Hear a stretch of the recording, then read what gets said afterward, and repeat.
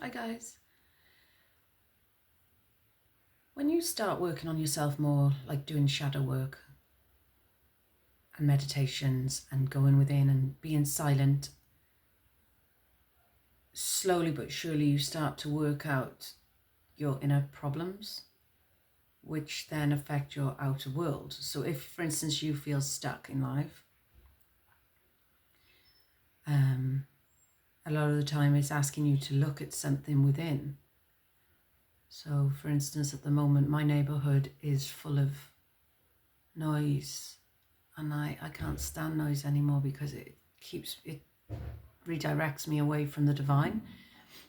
I used to think, well, okay, I've got ADHD and it's not diagnosed, but I've been told I've got it by a few people because they work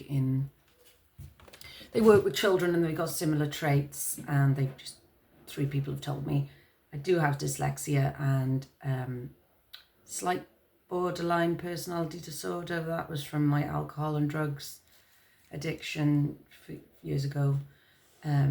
It's a lot better now. And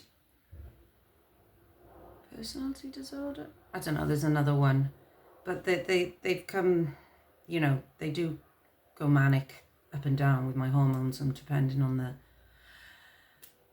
the planetary alignments and things like that. But also whatever they put in the vaccinations in the 1980s, because I noticed the massive change from the 70s kids to the 80s, and the music change, the frequency of the music and the attitudes of the music.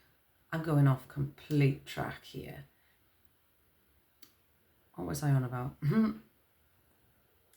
Okay, so something about, noise. So I realized that I need silence to be able to hear my body speak to me, to hear the higher intelligence, my fascia, the connective tissues, your mind, your inner mind speak to you and tell you what's wrong. So when you do get moments of peace, then you can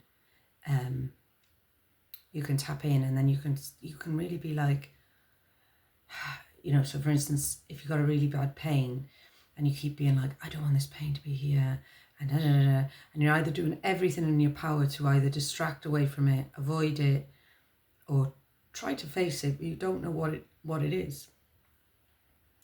But then there's another way of actually just allowing it to be there and just being like, okay, you're here for a reason.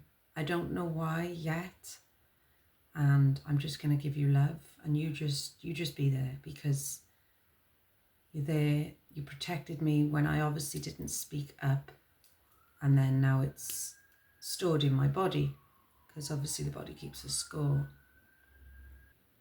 So you can try to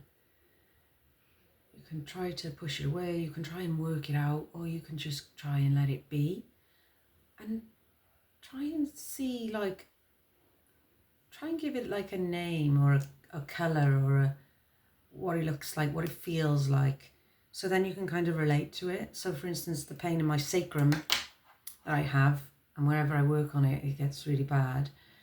I've now said that you're obviously meant to be there at this moment in time, and it's been nearly 3 years and it's not as bad as it was, but I'm honouring you, and I've given it, like, it's red, it's colour red for some reason, and it's all like fire and stabby and sharp, and I'm like, you do you.